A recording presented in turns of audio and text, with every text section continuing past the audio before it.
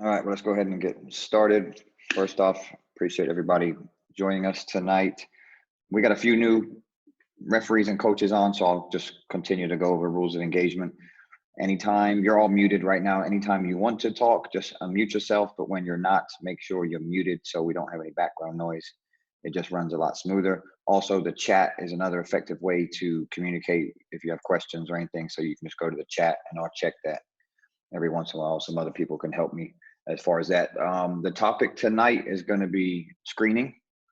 I was going to try to get into bumping of cutters, but I just don't think we're going to have enough time. So want to try to get done by 9, really try to stay on 90 minutes and have as much discussion as we can and get quality clips and quality information out there.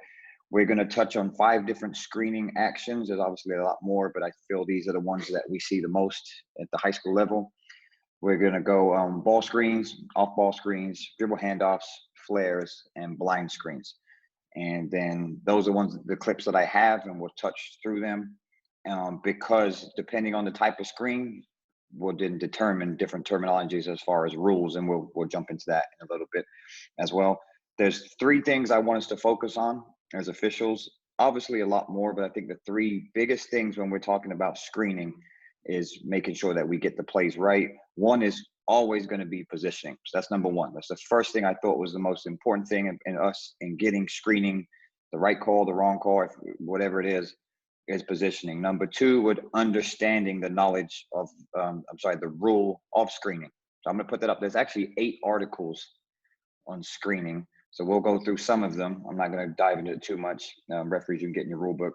And then the last one would be the anticipation of the play. So understanding a screen coming, understanding that it, like you anticipate that, not the call, but you anticipate the play. So then you don't get caught off guard and we have a big crash or we're not exactly sure if the contact was illegal or not. So those are 3 things. There is more, but I thought those were the things that we'll discuss tonight as far as positioning, understanding the definitions of screenings and the rule of screening, and then anticipation of the play, not the call. All right, so we're going to dive in again. I'll show it twice live, game speed, and then if it's choppy for you, then just let me know and we can get into it a little slower. I'm going to go with these 2 first. These are both going to be ball screen situations in our game in Houston. So again, let me get it a little bigger for you guys here. Okay, hopefully the sound's off. All right, here we go. Here's going to be the first one.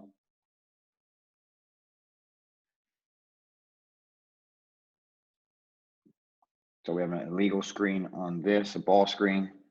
This is what we see most at the high school level with girls and boys, high ball screen actions coming from one side to the other.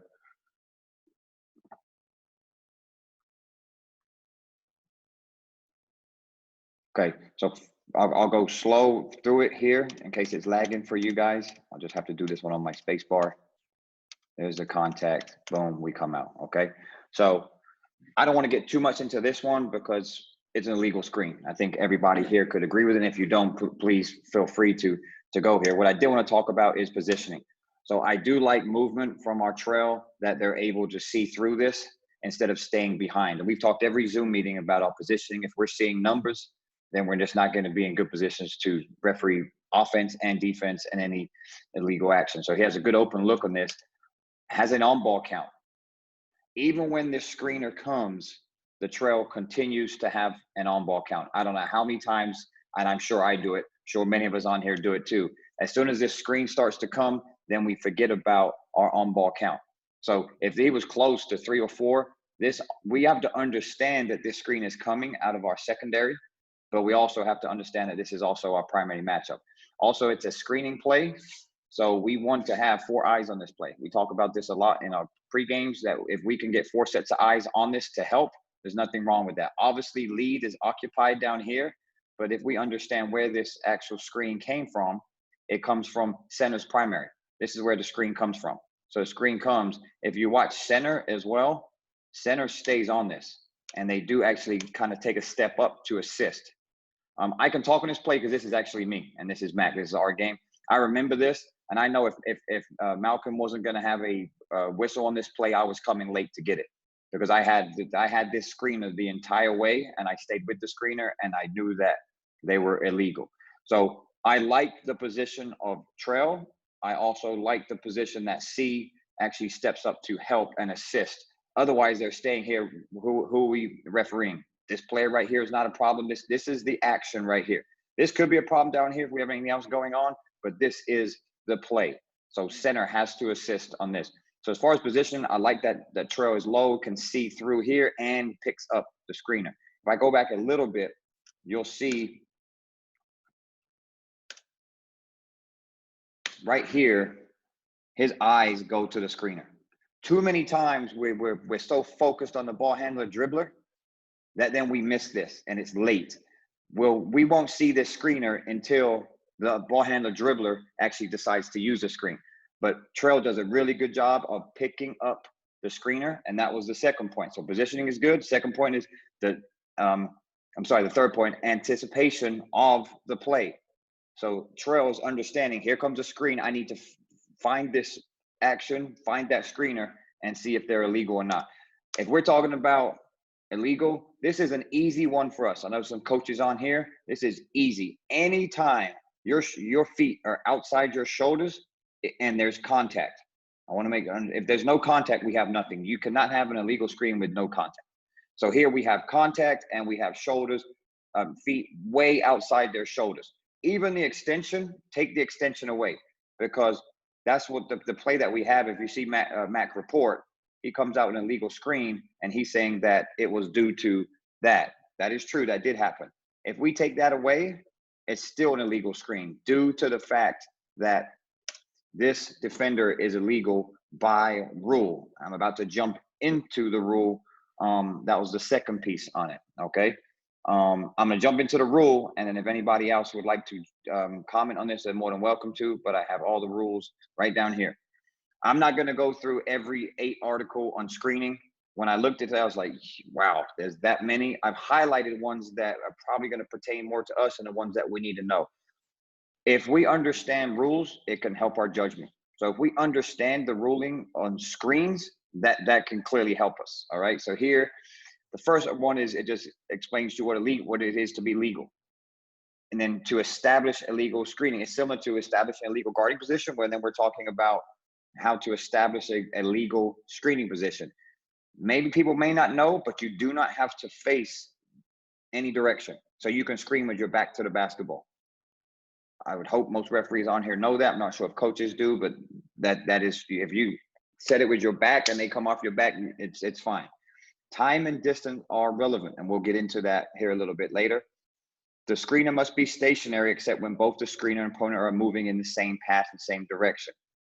Number E, this one pertains exactly to what we talked about. The screener must stay within his or her vertical plane with a stance approximately shoulder width apart. That does not happen in this one. So if you go right to the rules and you understand how you establish legal guarding position, how you can maintain it, obviously this one would be E, would fall under there. You know right away, okay, then they are illegal by rule.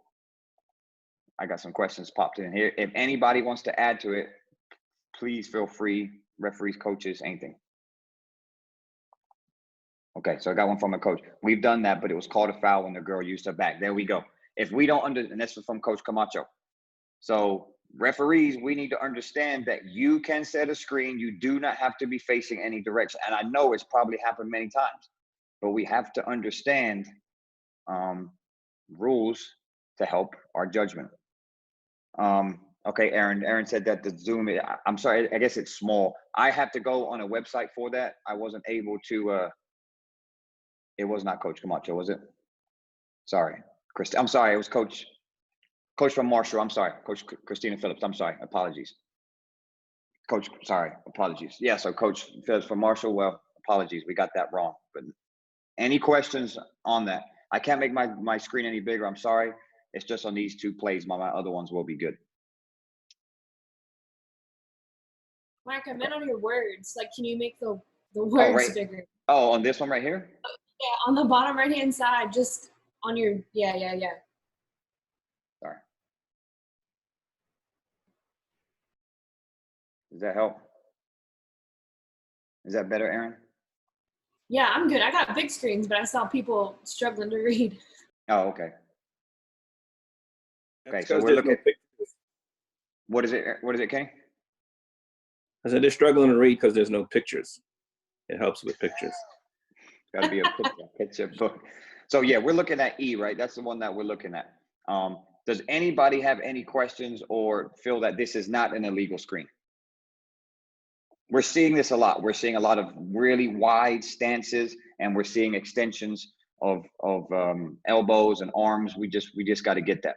Again, we just touched on positioning, touched on anticipating the play.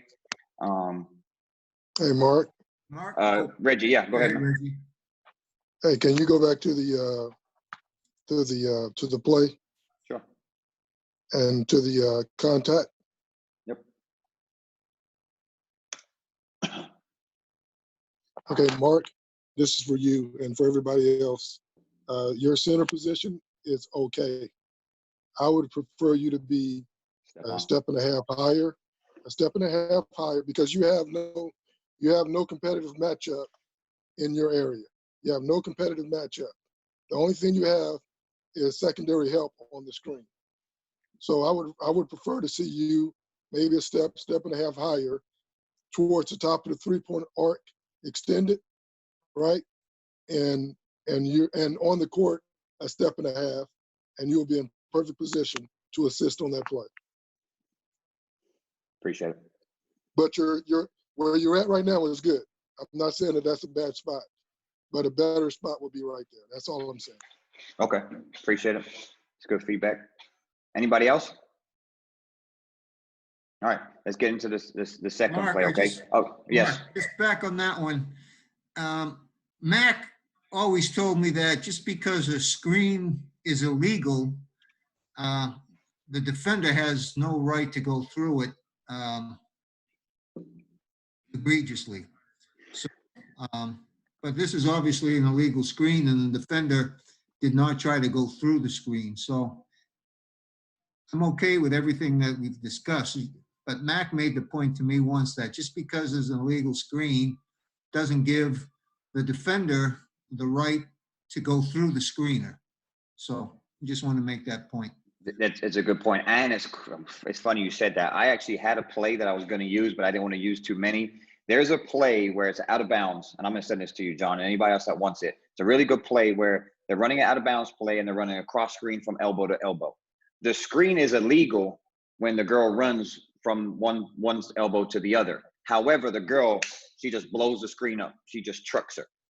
The screen was illegal, but what was the bigger picture in the room was the girl that ran her over. So we're not going to go double foul, right? On this situation, I need to get you it. It's exactly what you're talking about. That defender does not have the right, even if they're illegal, to then run through them. So this play, that similar to what you're talking about, John, it covers everything that you said. So it's a really good point. Just because they're illegal, that does not give the right to blow them up. However, we can get into a double foul situation. We can. And the play that I was referring to, they got the foul, the big play, the girl running through her, the girl's on the floor laying on her back. We're probably not thinking about going double foul. But there are situations where you have an illegal screen and you have someone that blows up the screen, we can have a double foul situation on that. Correct me if I'm wrong. I know in college you can. I'm pretty sure in high school you can have a double foul in that situation. Yes. Okay. All right. Before I move on. Yes. Rebecca said, yeah, and I touched on that earlier. Rebecca said there also has to be contact. Correct. Yeah, we went over that. So got to be. If there's no contact, I don't care if that screen is moving, legs are wide, they're throwing their hands up. If there's no contact, we cannot have a illegal screen. All right. Here's another play. This is the second half. Before I get into it, I did want to touch, and I should have said it earlier. We have to be really good on legal screens throughout the game, but especially to start the game for a few reasons. One, we got to set the tempo that this is how we're not going to allow legal screens. We're going to allow freedom of movement. Also, it's in front of the defensive coach's bench. So they're going to be seeing all that action. So if we are able to get our plays, our legal screens, clean them up, get them legal, that's going to obviously, one, help your game, and then in the second half bring a lot more credibility, because if you're calling it correctly by the rule in the first half, they're not going to be jumping on you in the second half when the coaches can't see it on the other side of the floor. So we want to be really consistent but highly accurate, especially in the first half. I just wanted to add on that. Okay, in this game, I think we have 4 or 5 in the first quarter, and Mac probably had all of them. But I remember we came out, had a bunch of illegal screens, and it took care of it for the rest of the game. So just things to think about. So here's the one I wanted to discuss on this one, right? I'm pretty sure everyone's looking at like, okay, there's nothing there, all right?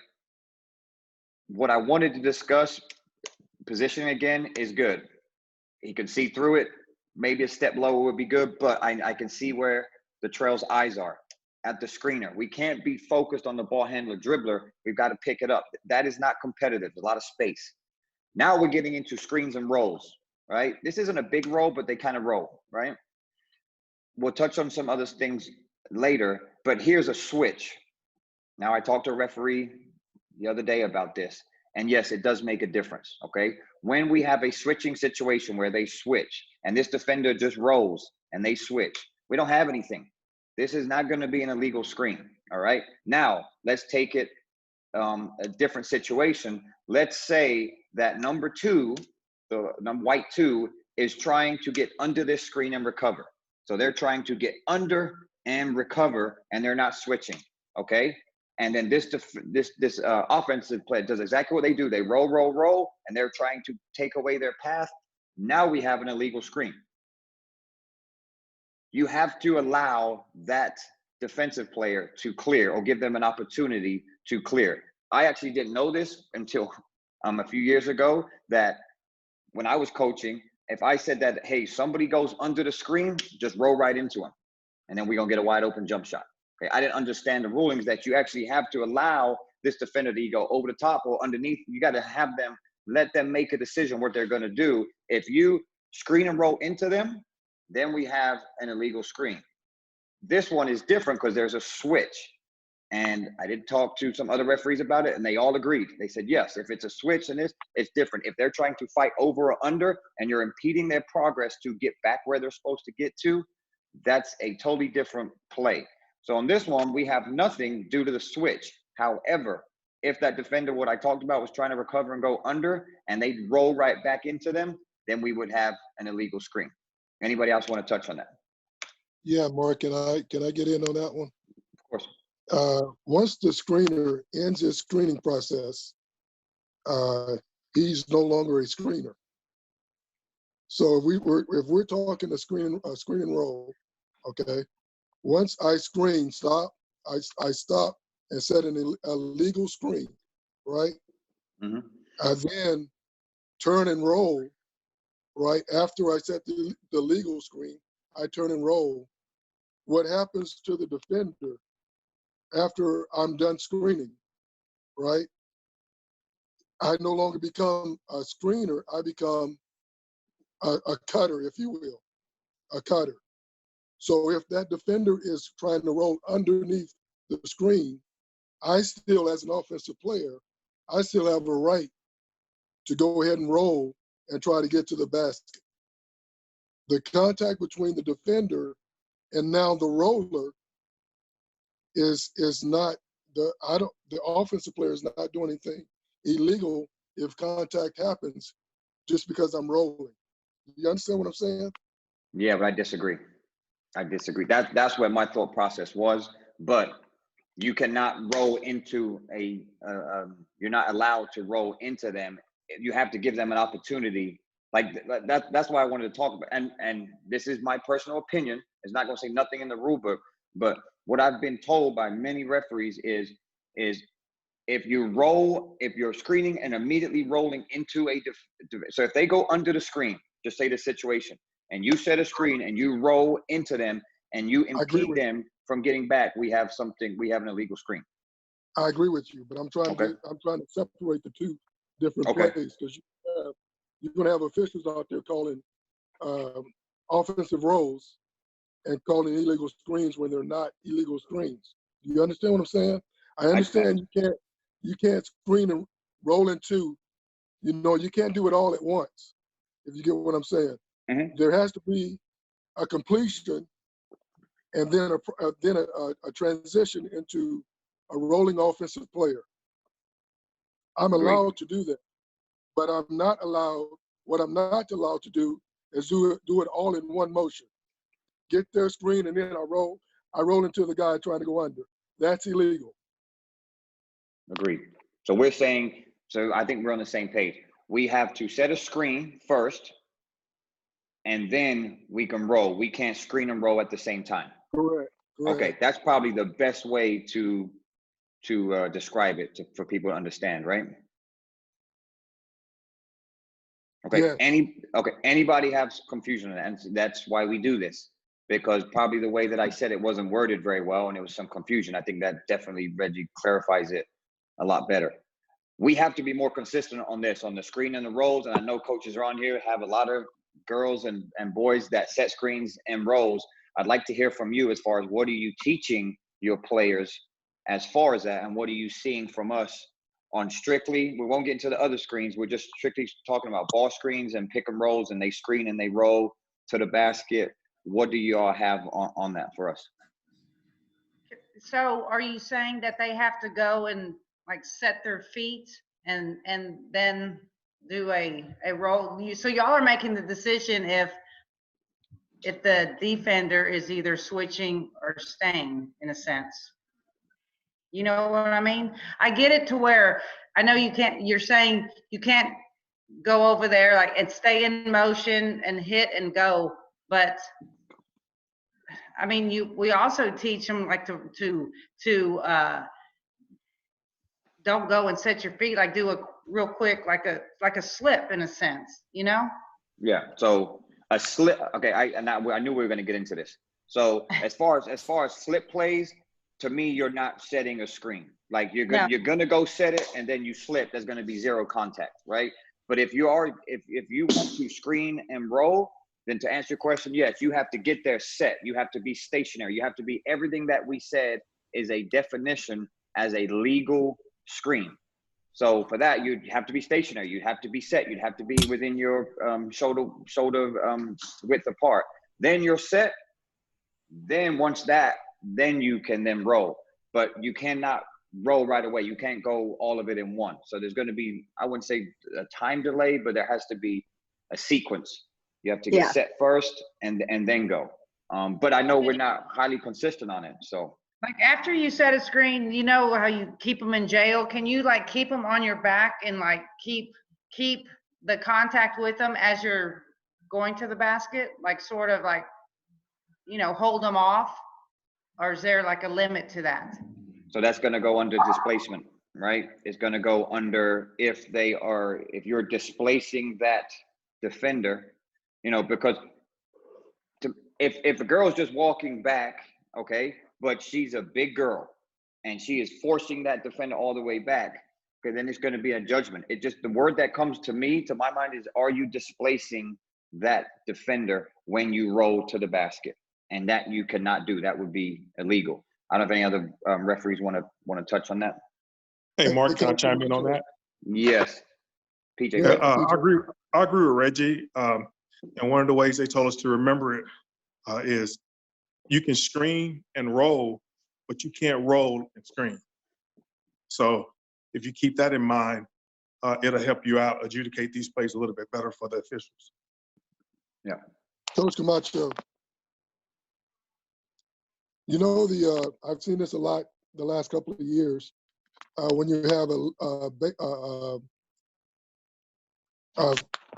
throw in from the front court on the baseline, and you send a player, the offensive team sends the player to screen, off to screen and clear out a player so that another player can come in and get an easy layup. You know the play that I'm talking about? You're saying that we did that? No, ma'am. I'm just saying an offensive play in particular, where the ball is being thrown below the basket, thrown in, and you're trying to get an easy layup, but you're sending a player Like to the, clear out a lane. uh-huh, You know the offensive play that I'm talking about? yes, Okay. 9 times out of 10, I've seen players continue, they'll screen that defender off, clear the path, but instead of just stopping, they're continuing their motion. That's what Mark is saying. That continuation of motion is right. displacing that defender. That's a foul. They have to turn, clear the spot, and just stop. You know the play I'm talking about, Mark? Yeah, I do. Mhm. So on Article 6, I think it covers it. So when screening an opponent who is moving the same path as the direction of screen of the player behind is responsible if contact is made because the player in front slows up or stops and the player behind overturns his or her opponent. So that kind of touches on what you're saying as far as that. They're not easy plays, I'll be honest. When there's judgment in it, right? On these, and I'm strictly talking about the quick screen and roll, and we're seeing it a lot. We've got to do a better job of seeing these plays. We got to find the screener earlier and then understand if they're screening first and then rolling, or they're rolling into the defender.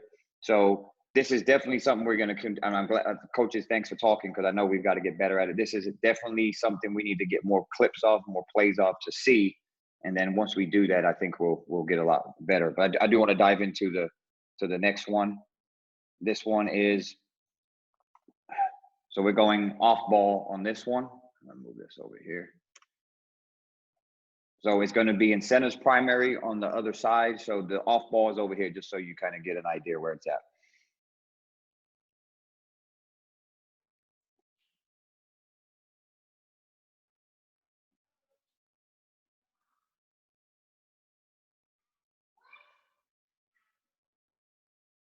So one more time. Hopefully it's not glitching for you guys too much. But again, it's right over here, right around the elbow area.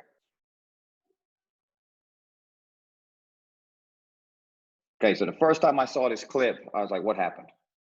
So I had to then slow down and go back and try to figure out, okay, what do we have here? So first thing is, and we've talked about this on many Zoom meetings, is when we can get into position to accept plays, we need to do it. Now, sometimes we can't, because we've said, kids stay the same age, we get older and we get beat and all that. There is no excuse why their center referee should not be at their home base.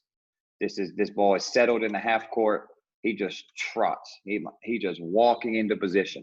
By this point, everybody should be in their dependable positions. Trail should be right here, getting close to 28-foot line. We've got lead on the baseline in one of the 3 positions, and then center should already be there. I've said this many times, and I know a lot of referees can agree. If not all 3 of us are in position, the crew is in a vulnerable situation. If 2 are there and 1 isn't, that's not helping the crew. All 3 referees need to get into their positions for this game, as it being a 3-person mechanics. If it was 2-person, then it would obviously be 2. So here we're walking, and all the NBA referees have said it every single time. When you're stationary, your judgment's gonna be way higher. When you're moving, your eyes are moving, and you're not gonna get plays right. So center should already be there. Does a decent job off ball, but it takes them too long to get there. Still a little bit too high. So here's the action we have. Okay, this is we have an illegal screen on green number 5. I'm gonna go back just a little bit. Okay. I want you to watch center's eyes. So right now his head is over here. So if you watch his eyes,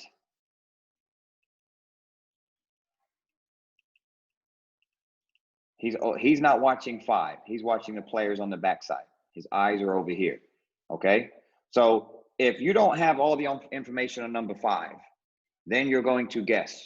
And I feel like this is something that we need to work on, is we catch the tail end. And when we catch the tail end or the reaction, we typically get plays wrong. So there's the screen, and he gets held right here. Again, the eyes of the center is down. If we were in our dependable position here, you could see through this and you would actually see this hold. The hold, that's the illegal action. We missed the first one, and then the arm pushes number 5, his hip out. Number 5 does not do that by himself. He is held by the white player, don't know the number, which causes his hip to go out, and that's what we see. We see the tail end, and then we come out with an illegal screen. One thing mechanically, and Malcolm did it too on his, we got to get our fist up first. All of us are bad at this. Myself, I'm terrible. We want to come out, we want to punch, we want to point. We've got to come up with a fist first, stop the clock, and then proceed that way. You got to be more patient. So that's what happens on this play. We catch the tail end, we catch the reaction or what we think would happen when we don't. All right. Again, positioning is not good. We don't have an open look. We don't anticipate the play, and we get it wrong. Anybody want to add to this? No, but can you run that again? Because I don't know if I agree with. I mean, I think we missed the first foul, but I don't know if that action caused what he did. Okay.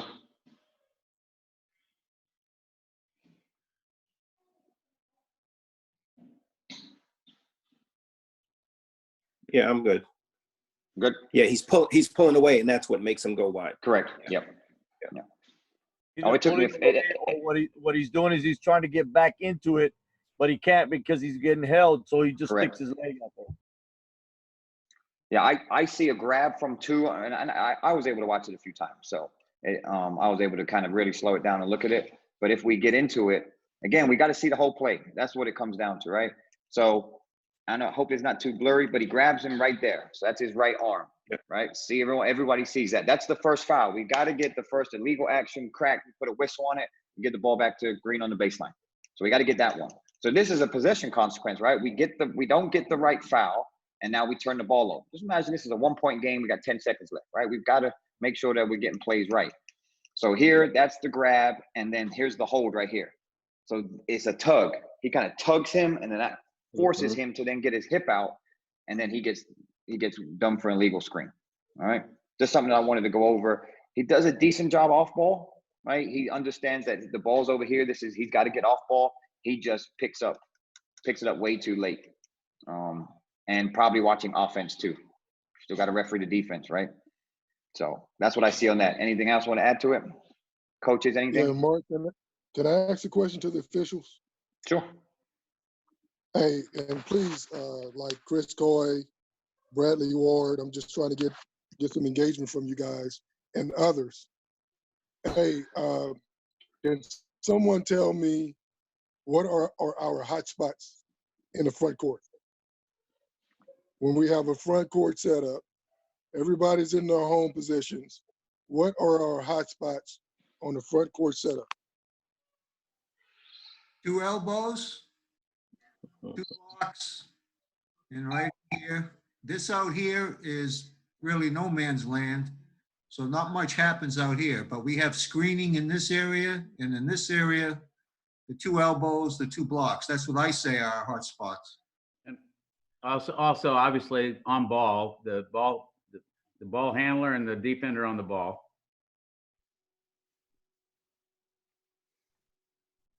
That is correct, and thank you, John. Our hot spots, Mark, if you can, our hot spots are going to be the elbows of the free throw. Mm-hmm. The elbows of the free throw, of course, the competitive matchup.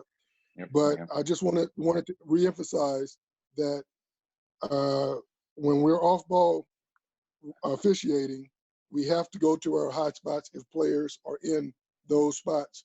Those are the spots that's going to get us in trouble. Mark, may I say something? At our camp, I can't remember his first name. Garland, was that his name? Yeah, Brian. Mm-hmm. Brian? Brian, yeah. He made a good point to me, and he said that when the ball leaves your area, you need to referee where the other referees are not watching. So he says as the ball goes away, your first shot should be the elbow, whether it be this side or that side, and then the block area and the paint. He said those where your eyes should move after the ball leaves your area. Boom, here or here, and then there or there. And maybe if we did that, we could have picked this up, as you said. But that's just the point he made, and it has stuck with me. And I thought that was a good tidbit. It's a very, very good point, and I appreciate you sharing it, John. All right, next one. We're rolling through these. Is good. Okay, so dribble handoffs. So here's I'm not going to get into the definition. I want someone to help me with the definition on a dribble handoff screen. I'll give you just a hint. Now it's in a moving opponent. So does that change anything? So we're talking about a moving opponent on a dribble handoff. Our rules now become different on these. All right. So it's a miscall. It's an illegal screen. We'll go over why it's an illegal screen. The biggest word, you're impeding your opponent. But I want to understand the biggest thing on it when we're coming to a moving an opponent. All right. So I'll show it twice. Hopefully y'all can see this. Okay, and they get a wide open 3 out of it. All right, again, dribble handoff, boom, shot. I'll go through it slow in this. There's the handoff, the kick out, and here. Now, I've looked at this a few times, and we're looking at positioning. Okay, open look, nice step up, good. I don't believe this referee follows the basketball. If you follow the basketball, you're going to miss this every time. You follow the ball in the kick out, you're going to miss this action if it's a pass and a crash or a dribble handoff screen.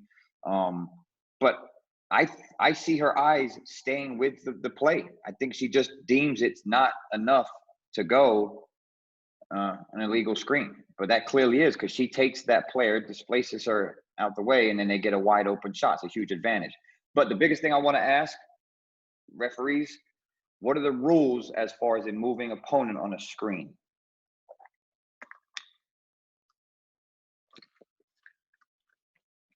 Go ahead, Ron. Yeah, Reggie, you can't Ron, answer this one. If you displace the defender like it appears that she is, that's a foul. Right, but I want to know the rule on a moving opponent. There's 2 words that we need to know on a moving Time and opponent. distance. Time and distance. Time and distance. Dang it, John. We know you know the rules, John. John knows the rules in the background. I'll keep quiet. Ron Hey, had it. I said the same thing. I just couldn't hit unmute fast enough. Oh, okay. Tyler, there you go, Ron. Thank you. My bad. Ron got it first. Ron did it in the chat. All right. So time and distance. I'm gonna get the ruling on it. Okay. Hold on.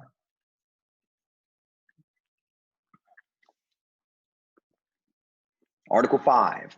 When screening a moving opponent, the screener must allow opponent time and distance to avoid contact by stopping or changing direction.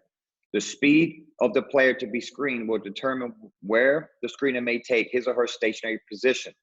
The position will vary and may be 1 or 2 normal steps or strides from the opponent. So right there, you take the ruling and the definition. It's a screening a moving opponent, which is true, and you have to give them time and distance, which they do not. They give them 0 time or distance to stop or change direction to get into obviously close out or try to get back to their offensive player.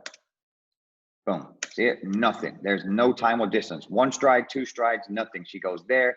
That's how much distance she's giving her. 0. So right there, again, understanding definitions, we got an illegal screen. Pretty straightforward if you know it. I say it all the time. You know definitions, it helps you with your judgment. Any questions on this?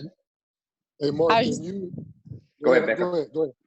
I was just going to say that happens a lot on dribble handoffs, and I think we're very inconsistent about calling it with those where they're handing it off and turning their bodies, but not giving the defender any time to move around them or anything like that. And I do think that's something that we do need to be better at. Agreed. And Tony made a great point. They're initiating contact. Absolutely. This is to me, there's many things going on here that would make this a illegal screen. But the first thing that on dribble handoffs we go to is time and distance. That's the first thing. We got a moving opponent, go to time and distance right away. Then if they did give them time and distance, but then we've got wide feet, or we got an extension, or we got initiating contact, then you can go to the next one. But typically on dribble handoffs, that's the first thing you want to look for is time and distance, and that will determine if you've got a legal screen or not. Reggie, you want to add to it? Yeah, we talked about this at the last Zoom meeting with the NBA guys. Mark, can you talk about because this is almost like a pass and crash, okay? So can you talk about what the lead has, what he's doing, and just pretend that the center is going with the pass, and just work that out. I actually talked to Jules. So Jules was the one that sent me this clip, the referee on the baseline. And we talked about that even though it's center's play, lead has nothing in the paint. So let's just say that 12 does get run over. We have a pass and get run over. This would be his primary. I asked him, I said, if we did have, I'm glad you said that, Reggie. If we have a pass and a crash, he peeked over here because he has to understand the legality of this defender if we have one.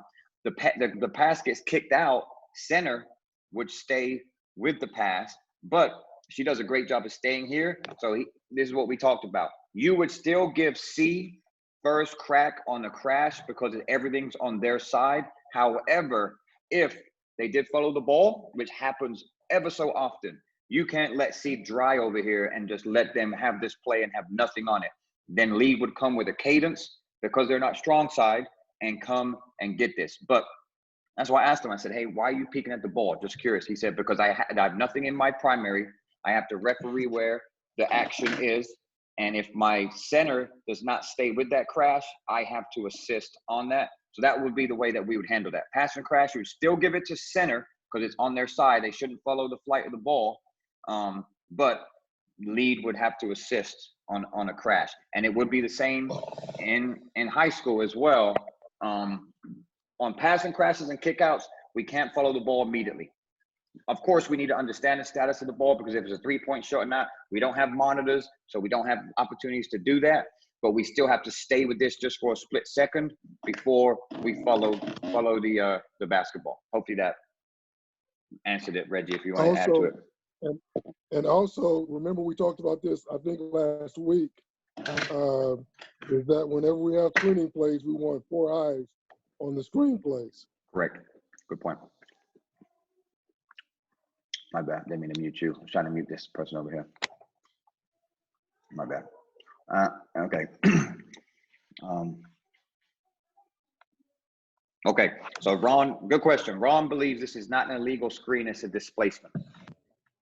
Okay. So Ron, you would have a push, I'm guessing. I think you're fine either way. Either way, it's going to be a team control foul. I don't know, a kick out. I'm having a legal screen on this play. Anybody else want to talk on that? The more believable call is an illegal screen. Yeah. And you explain it by saying it's a dribble, handoff, a dribble pass, but this is an illegal screen. I agree. Yep. Okay. Good discussion. Let's get to the next one. All right. What's this one? Yeah. Okay. We'll stay with this one. Okay. So this is another dribble handoff. Not going to get too much into it. I would like to ask some referees on positioning if they like the positioning, but similar concept, dribble handoff, time and distance. I'll show it twice and then someone feel free to take it apart from someone new this time. Boom. Again. Handoff. Boom. Last one. Okay. Anybody want to? You may not think it's you may not think it is. Dribble handoff. You may think that it's not a foul, or it's a foul on the defense. Feel free if you want, but I hope most people would agree with the call. If you don't, please feel free to. Also, let's talk about positioning on it as well. Anybody want to take it? Can you play it one more time? I'm sorry. Sure. Can you run it at full speed, Mark? It's going full speed. Oh, it is? Yeah, it's looks probably like just lagging. You got to get better internet at your house, Brad.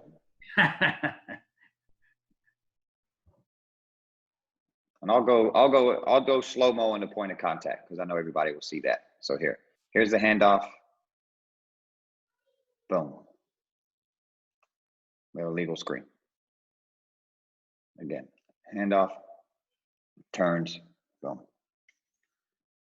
Well, Mark, I think if you're talking positioning, he's in the right place. I mean, the only time that the position would be good is after the screen because a player comes around, but he's right there to see the play. So to me, the position is great.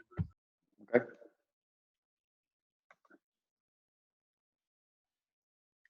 Anybody else? Yep, time and distance play. Everybody's saying time and distance. Okay, so it's similar, right, to the first one that we had, time and distance. I like that he stops. I like that he kind of can see through this.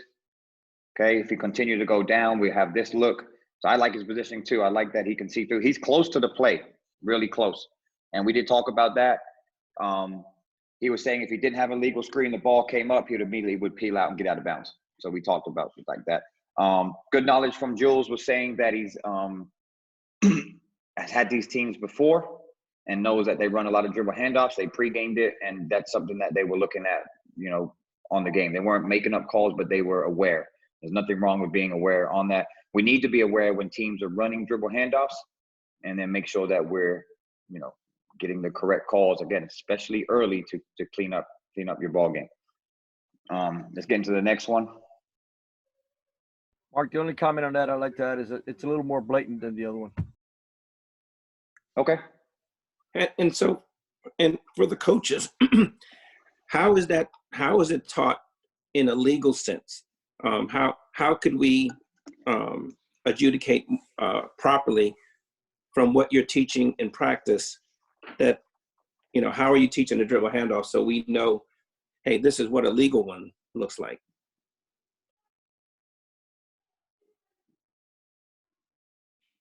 When I teach dribble handoff, this is Coach D. I teach it at the point of the handoff for them to jump stop and make the handoff, so they're not shuffling their feet. It also minimizes at this level the traveling, in addition to that contact where they're displacing the defender. So I always teach, is that what you're referring to? Footwork? Yeah, I teach to jump stop. So I try to teach them to jump stop, but also roll with them as well, and try to keep that defender, if they're trying to follow who they're guarding. So we try to teach them to roll as well, or I do. I don't know if Coach Stephen Johnson does. I don't know who's talking. Who's that? I'm sorry. This is Coach Camacho from San Antonio Veterans Memorial. Oh, ISD. Oh, that's right. I think I know who you are. Yeah, I teach that as well. Thank you. This is Coach Brewer from Paradise. I teach just the handoff just like a screen, just how I teach screens every single time. Set your feet for the screen so it's not offensive. Just it's for the ball. I mean, it's basic. Questions for coaches, did you understand or know the rule and time and distance with handoffs? Or is this the first time you've heard it? That's the first time I'd heard that. Me too. So what you're saying time, what's the time? What are you saying about? So you have to give and I'll go back to the rule because I don't want to misquote myself, okay? Yeah, can you repeat it, Mark? Because she walked away. Coach Camacho left when you were going over it. Okay, I'm sorry, I have to eat. So let's just spiral back. So it's going to be, hopefully you can see it's in Article 5. So the biggest thing is that you must allow the opponent time and distance to avoid contact by stopping or changing direction. So there's no particular time, it says here 1 to 2 normal strides, but that's obviously going to be a judgment. It's going to be different with players and the speed of the handoff. But the biggest thing is you have to allow that opponent to either have a chance to stop and go around them or change direction if they're moving. So if you immediately just go right into them, like you said, you hand off and roll, you may want to be careful with that, because if you're not giving that opponent a chance to stop or change direction, then if there's contact, that's going to be an illegal screen every time. So I'm glad you said that. Hey, Mark. But yeah, go ahead, Reggie. Hey, for the coaches, and I get what you're teaching your players. What I would suggest that you add in your teaching is that you stop short of the handoff. If you stop short of the handoff, then that allows you enough time and distance, or what I would say is time and space, to complete the handoff and set an illegal screen if you stop short of the handoff. I completely agree with that, which is how we teach screens. The girl with the ball is supposed to go to the screener, so you stop ahead of the actual person. Same thing I teach with the dribble handoff. The girl who's coming to get the girl with the ball is stopping as if she's setting the screen ahead, so the girl that's coming to get the ball is going to run her girl right off me as a screen. That's the same thing. Like, use the screen. Don't like, because with my girls, and this is Christina from Marshall, but we do the same thing. We'll tell them, get set right there and go to the screen versus us plowing into them. Good point. Last question before we move on. How are we consistently on these dribble handoffs? Calling them, not calling them? What are your feelings as far as how we're doing as a chapter on those type of plays? Are you asking coaches? Correct. You know, we're not really great at it. So I haven't used dribble hand. Well, I haven't really used it a lot in the last couple years. I, will most likely use them more next year. But I haven't really found that, usually the call we get is traveling, to be honest with you, before the contact ever happens. At the handoff, at the point of handing off, we're shuffling our feet. That's been more of a concern for me personally with my girls who aren't necessarily, like I think Brewer and I think it was Christina said that, we're definitely encouraging the girl that's receiving the ball to run her player off of the screen, but we never even get to that point. So that call has not been, my team hasn't been effective negatively in any way or even positively with that. I think it's been called when it needs to be, and it's usually traveling for us. So. Gotcha. Okay. I don't know about anybody else. At this level, I haven't seen us. I mean, I don't know if anybody's been real effective at the dribble handoff. But I think that speaks well to the officials that that's something to look for, because if it's a travel, I would prefer to get a travel if it's a travel before the contact happens, right? So we need to be aware. That's good that we need to be, if we're having dribble handoffs, the first thing we should be making sure also is that they're not traveling. Mark, I would say one thing on the dribble handoff. That roll could be interpreted if it's not set and it's not, if the roll is not done prior to the defender getting there, or it is done prior to the defending getting there, then it's a good screen. But typically, sometimes we see that roll preventing the defender not being able to go mostly under the screen rather than over the top. Yes. Coaches could watch that when they teach it. That would be good for us. Yeah, it's a good. Can I just say this about? Oh, go Tina. I'm sorry. Well, I was just gonna. So, are you saying that if we do roll and the defender tries to get under that and we roll into them, that's going to be our foul? Yes, ma'am. Because you're impeding them. What I was going to say at this level too, I find that I know with my girls, they don't even, a lot of times we're setting that pick and roll, or even on ball or off the ball, and the defenders aren't necessarily trying to get around it. They're allowing themselves to be picked off. So it definitely, if there's contact, or if we're impeding that or whatever, I don't know what you're displacing, if she's trying to get around, but if sometimes they're allowing themselves to be screened off, so we, like you were saying, then that's fine, right? Right. Yes, ma'am. That's nothing. Yeah. What I noticed, this Coach Brewer from Brandeis, what I noticed before, where it wasn't being called, was they weren't setting their feet for the screen. They were running to the person and then rolling before they set the screen. And it was like they were holding us the whole time. I get it. They set the screen and we're trying to get under and they roll, just like a post move. You go set the screen and you roll, that's fine. But it's not being called watching their feet. If they're set to set that screen for the on ball or handoff, whichever, and they're going to roll, I think it's their feet need to be watched, because I feel like there have been a couple of games where it was just constant for us where it was not called, and I felt like we were being held when they weren't actually coming and setting the screen. They're running to the girl, but then before they get there, they roll without being set, and it's just a constant hold. And my girl's trying to go underneath the screen, like you said, but there was no physical evidence of them being set. So I felt like we were being fouled constantly, but it wasn't being called. And I was being told, oh, well, it's just a screen and roll. That's what it is. Well, no, like, look at their feet. That's my opinion. I don't know.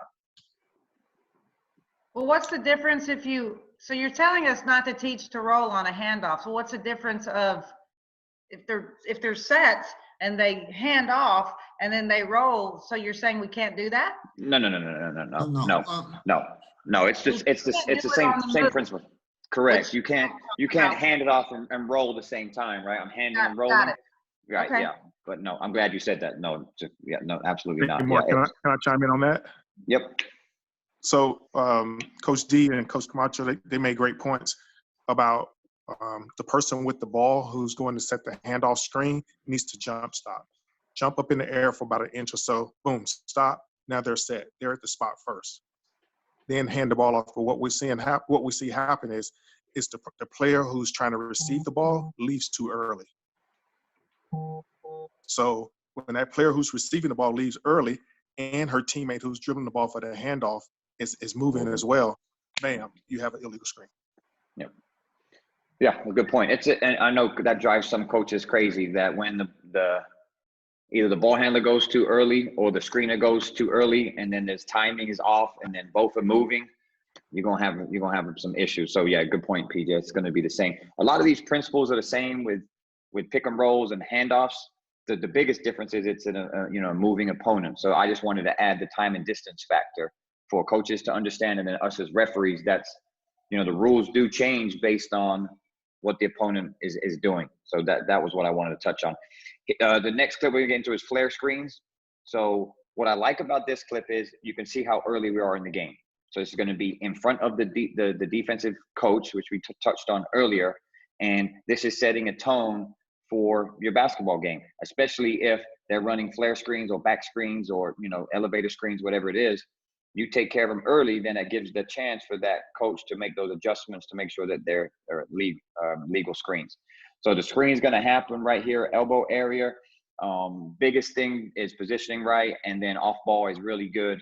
And when the ball goes away, then we go away. So I'll show it twice, and then we'll get into some teaching points on it.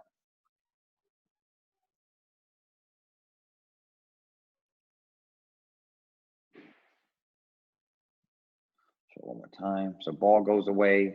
As you can see, the ball. So when we start, the ball is in center's primary. She's not locked on the ball, but she understands, so she has awareness of the basketball. But when the ball goes away, she doesn't follow the ball. And it's something that we've got to be better at. Ball goes away, we need to get away. So when that ball goes away, she immediately goes here. To Reggie's point and to John and Brad, hot spot. Ball goes away, our eyes go away, and we immediately go to the hot spot. Like you said, we go right to this elbow area. This is our problem right here. We're not even watching the player that passed the ball. We're here. This is where our matchup is. This is going to be where we have to then understand legality of this flare screen. One, she's moving. That's number one. You cannot be moving. If there's moving and contact, we have a illegal screen every time. If there was no contact and she's moving like this, then we don't have anything. So once she's moving, let's look at her stance. She's too wide, outside of her shoulders. So if she wasn't moving and the stance was like this, we have contact, we have an illegal screen. So there's 2 points. Number three, she continues to get her leg and knee out, an extension. Her elbow is high outside, and now she is displacing that defender.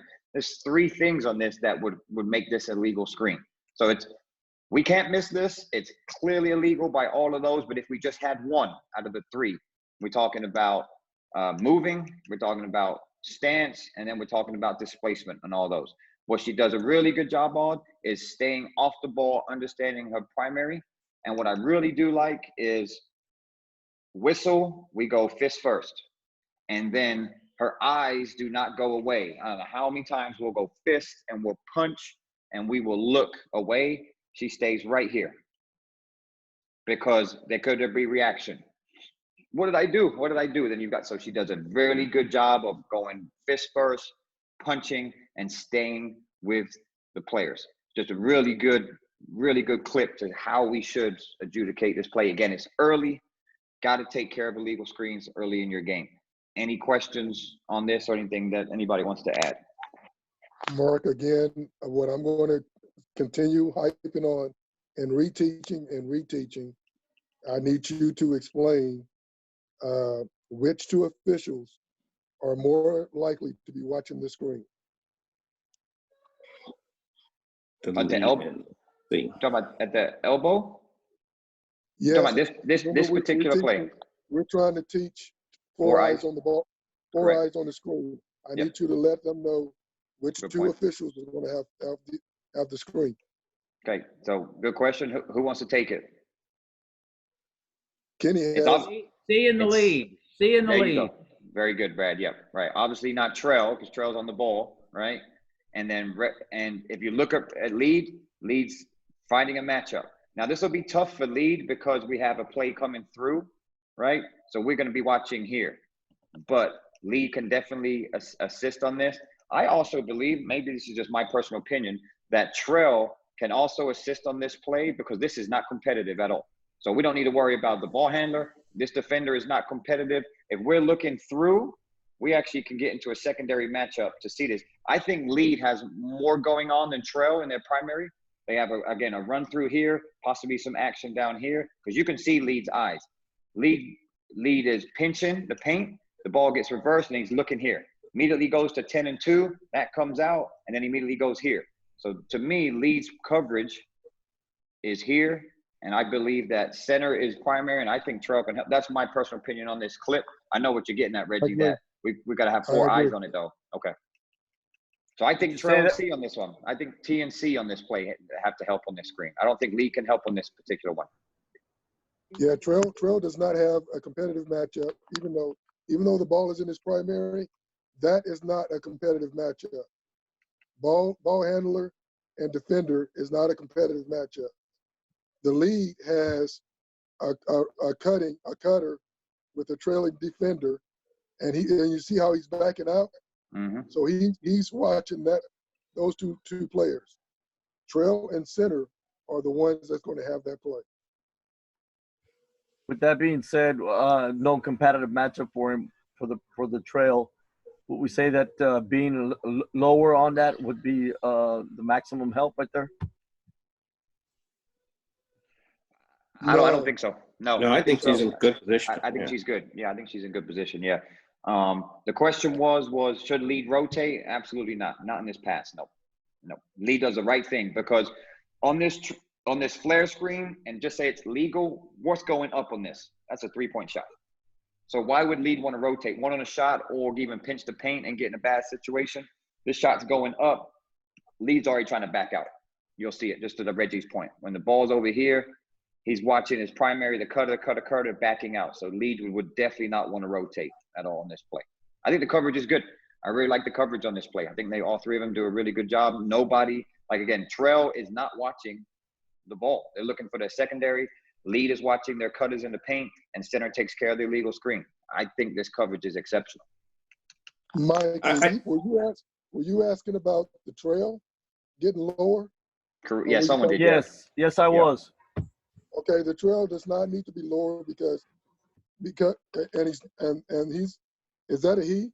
She. She's in perfect position right now to see both plays. Because yeah, we already said that. If that defender moves up, then and the Trell is lower, then she's not in the right position. I think what I take away from this is we have to get better at leaving plays. Like as referees, we have to start, and I know I practice hard on this. When that ball leaves me, I try to go to where I'm supposed to be refereeing. And I think that's the hardest thing. You'll watch referees and their eyes are stuck with the ball while everything is going on in their area. We're still with the ball. And so I make a point. I talk to myself, pass, I'm off. Pass, I'm off. So those are the things that makes the play easy if your eyes are where they're supposed to be. That's a good point. I heard that, this is what I heard on a training, that when that ball is in flight, you don't want to be on the ball on the catch. So just say the ball goes from your side, say you're at Trell and it goes to centered side. Or just here, even it's in your area C and it goes to Trell. When that ball is caught by that player, you shouldn't even know, you should be off the ball before it's even caught by the other player. So that ball's in flight, off it. And I'm not good at that because I want to make, the ball's caught and then you go. That split second, guess what happens? in this situation, you probably missed that legal screen. So it's something that I think all of us need to do better at. Absolutely, to your point, Kenny, is when the ball is away, we got to get off it. We got to get away as well. Just to reiterate what Brian Garland said. This is a perfect example of what he told me. He says, as the ball leaves you, which obviously it does, he says, elbow, paint. Yep. Elbow, block, paint. Those are the three areas he goes when the ball leaves his area. He goes to the elbow, then the block, then the paint. And I've incorporated that, and that helps me just for what, but Kenny's right on.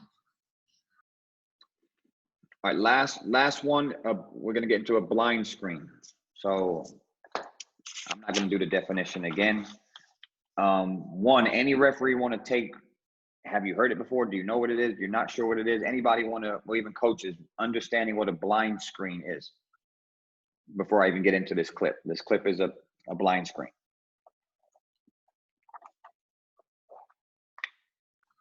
Mark, is that the same as a back screen? I call it a back screen. Not talking to you anymore, John.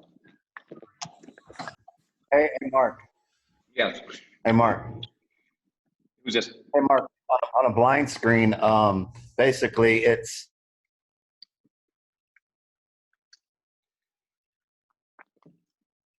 Who is it? Coy? Who is that? Yeah, that's his boost. That's his boost mode. Have a blind screen at the elbow. Coy's killing me. Okay, so John said a All right, back screen. Okay, wait, okay. Mark, if you say blind screen, I would say when the person comes up and sets the screen on the individual with the other player without the person even seeing them come. So they have to have that. Again, we go back to time and distance. They have to have that step or two steps to be able to react to that. Okay, so I'll get into the rule. Good, right? Not so two, one. Just one step, Mike. Yeah, I was just going by what the rule says, one or two steps. But yes, you're right, one. Okay, so let me see if I can find it. So it's going to be the word is your visual field. So if it's in front or to the side, obviously we're not talking about a blind screen. But we're talking about, a blind screen is out of your visual field. So then there's some situations that come into that, okay? So a player who is screened with his or her visual field, which would be in front or to the sides, they are expected to avoid contact by going around the screen because you can see the screen, right? So the blind screen would be obviously from the back where you don't see it. They either happen in transition, and those ones are ugly. I know a lot of referees and coaches where they're just, the person's there for an hour and here they wham, they never call it out, they get laid out. That would be considered also a blind screen. So in cases of screens outside their visual field, the opponent may make inadvertent contact with the screener. And if the opponent is running rapidly, the contact may be severe. That's the play that I'm talking about. Such a case is ruled as incidental contact, provided the opponent stops or attempts to stop on contact and moves around the screen, and provided the screener is not displaced if she or he has the basketball. So a blind screen is different because it's not in their visual field. So I'm going to get into this clip, and then if we understand the rules, see if we think they got this play right or wrong. There we go.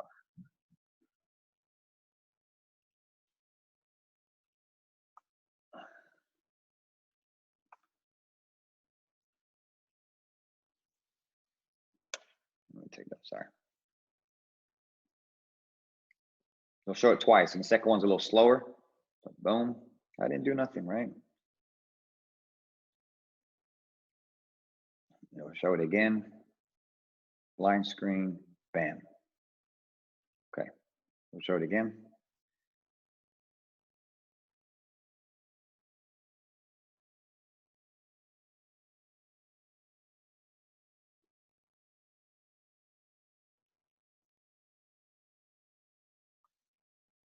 Okay, anybody want to take it? Referees, coaches, anybody, any questions on it or what you have on the play, right or wrong? They have an illegal screen on the play.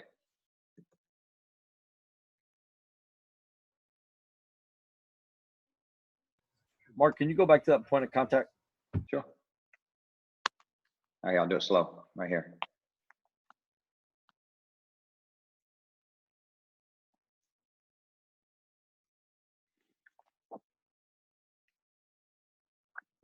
Hopefully that helped you. Okay, we got 2 people that like the call. That said they like the call. Anybody not like this call?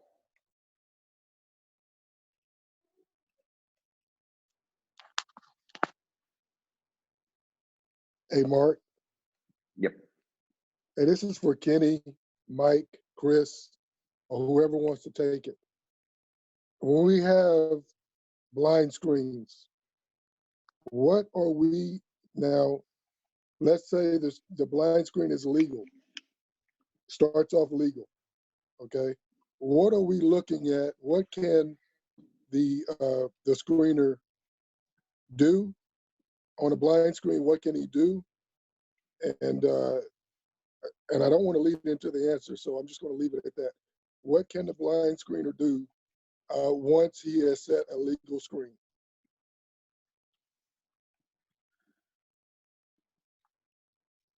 Well, the big thing, he can't move. He has to stay stable. He can absorb that contact, but I'm looking for at least a step. When I'm watching him move into position, I have to know that he's set, and I want him at least a step for that person to move around. And right there, that's not to me. He didn't give him a step, and he's still coming forward. He's not absorbing there. He's initiating that contact. And I totally agree with you, Kenny. That is an illegal screen. But what I was trying to get at is to your first answer, to the screen as far as absorbing. We need to understand, because we don't want to call a legal blind screen an illegal screen. Mm-hmm. If you understand what I'm saying. So let's go back to what Mark said as far as getting blindsided, and just getting creamed on the screen. Right? So the screener knows that the player that he or she is trying to screen is about to run into him. Mm-hmm. So I can move in absorption. I can't move into, but I can move to absorb. If that, hopefully that makes a lot of sense to a lot of folks. So I can absorb by moving, meaning that I can move backwards trying to absorb or something to that effect. Well, I got one comment. If you look at the guy's feet, is he setting a legal screen? Look how wide they are. Yeah, this screen is illegal. This screen on the video is illegal. Yeah, agreed. Okay. Yeah, there's a lot of things illegal about it. One would be, yeah, you're right, Gene. He's too wide for one, does not give a step, and continues to displace and go forward and impede. And Article 4, thank you for John sending it over. I put it in blue. When screening a stationary opponent from behind, outside their visual, they must allow the opponent one normal step backwards. I think, Ken, you touched on that. It's not a normal step. And he does kind of turn and opens up to see the screen, but there's no space. He doesn't have a normal step to avoid it. Yeah. So. Well, from the angle too, it looks like he moves into them. He doesn't just stay there stationary. Correct. And I'm not sure about those shoulders. I mean, he's got some wide shoulders, so and there's got to be some absorption. So we just have to be careful that we know what's outside. We can't. It says approximate, right? It's not exactly shoulder width apart. Yep. So we don't want to penalize good screens because they're 2 inches, or an inch and a half outside of their right shoulder. Yeah, it's a good point. The biggest thing that doesn't stick out to you is his feet. That's not the biggest thing. Now you're like nitpicking. I agree. The biggest thing is that doesn't give a natural one step for them to avoid and continues to go forward in. Those are the 2 things that I see on that. Okay. But does lead have the best call on that? I was just going to ask that. Getting the coverage. Okay, so let's talk about coverage. All right. I don't know how far back this goes. All right, so this is good. This is actually good coverage on this because it's one where it goes from center. Trail, and then it goes away, right? So it goes from trail, goes as soon as this ball is passed. Okay, so let's just talk, we're talking high school coverage, right? Whose coverage is this when the ball is passed to 22? Centers, right? So when this ball is passed, ball's in flight, what are we doing? Now we're away. So Trail's matchup is here. This is their primary matchup. This would be lead. Closest defender to them and had them the longest, right? Where does 5 come from? Let's watch white 5, the one that sets the illegal screen. They come from whose primary coverage? Come from lead. So who's going to have number 5 the longest? Lead, okay? So this would be lead's play because they've had them the longest and can see illegal or not. There's nothing wrong with Trail coming on a cadence to get this because Trail has a great look all the way through. I can't see, I'm sorry, on mine. Whereas I think lead could be a little bit wider. I couldn't see it on mine. I'm looking at lead. But lead has it though. I mean, you can see lead is watching it. As soon as that contact occurs, he's right away. Boom. And gone. So for me, my personal opinion, and if anybody wants to change it, I would say this lead's primary and that Trail could come with a cadence and help and assist on this play as well. Okay, it just looked like he was straight line for a while there. Hey, Mark. Yes.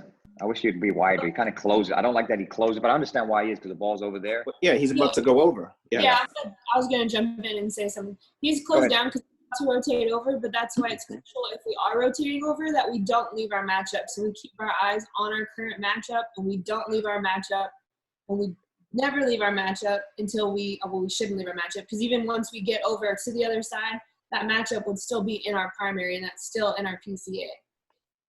So he would still have that matchup even when he goes to the other side. Yep. Thanks, Aaron. Yeah, agreed. Yep. Anybody else on this?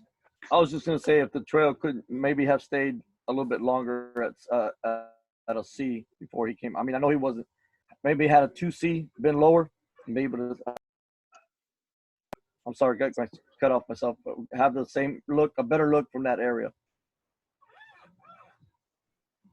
Hey, Mark, this is Coach Tree from Clark.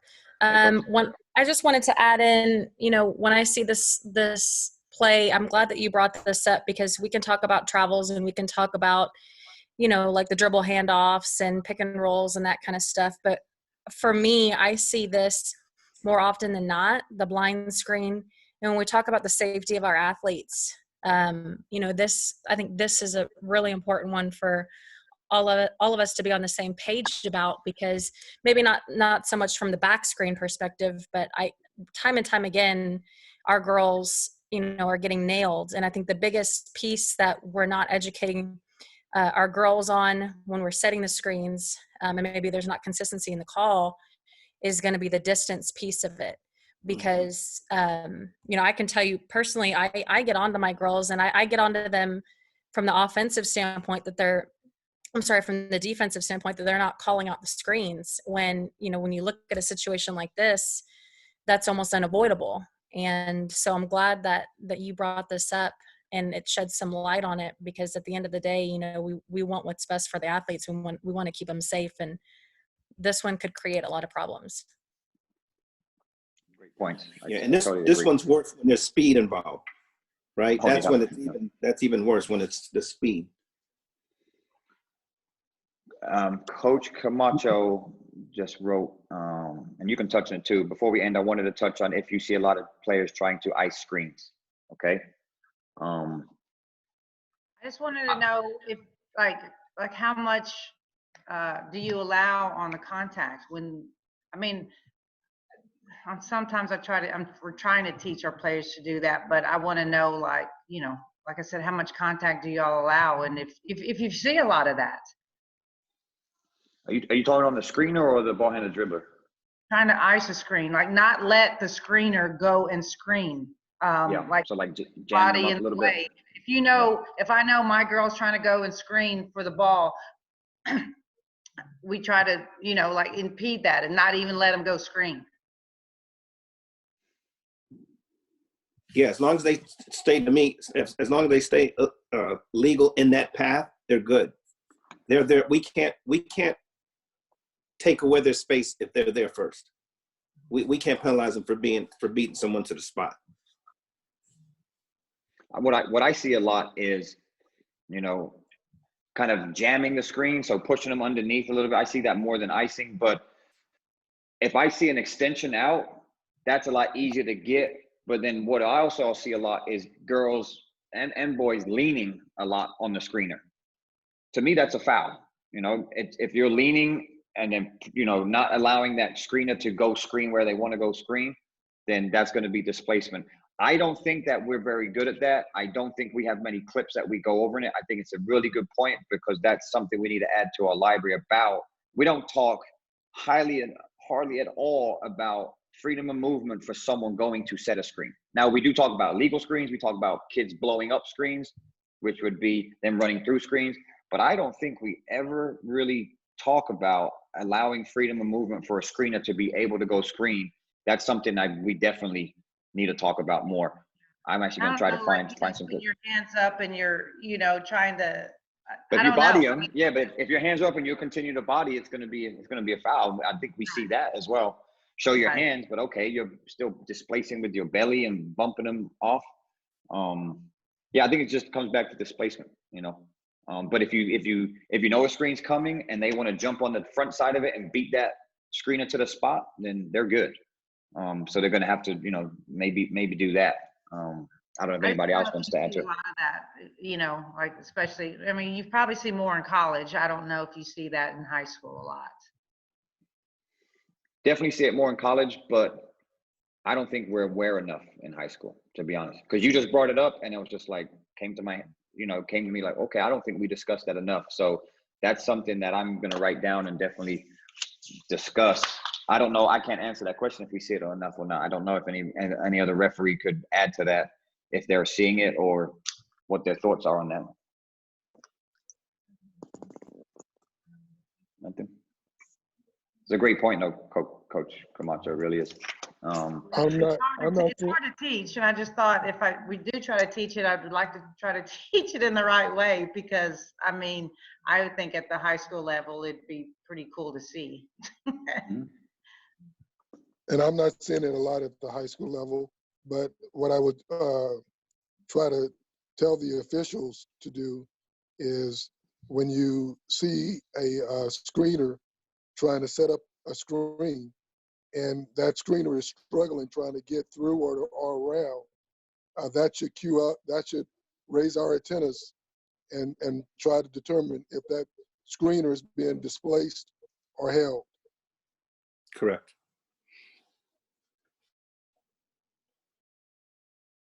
I'm just looking at Article 8. So this could maybe touch on it, you know, saying a player may not use their arms, hands, hips, or shoulders to force his way through a screen or hold the screener. But that also would pertain not to the on-ball defender. I think it would be the same as the person guarding that screener.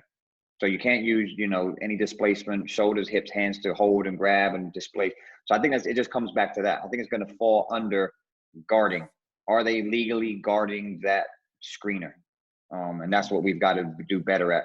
You know, screening's hard for us. Like we said, I'm sure a lot of you heard us. We want to try to get 4 sets of eyes on screens for that exact point, because we've got to referee the ball handler dribbler, we've got to referee the on-ball defender, the screener, and the person guarding the screener. We've got to referee 4 players, and it's not easy for us to do that. That's why we want to get sets of eyes on that. So we're going to continue to teach that and train better where we can have those 4 sets of eyes on that. And I think if we do that more, then we will probably get those plays a lot better.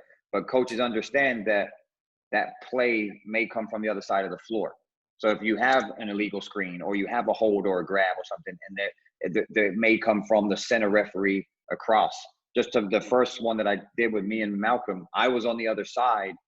I'm a long way from that play, but I'm ready to come get it because my coverage is supposed to assist on a screening action. Let's take it, we've got double screen. Now we got 6 players over there.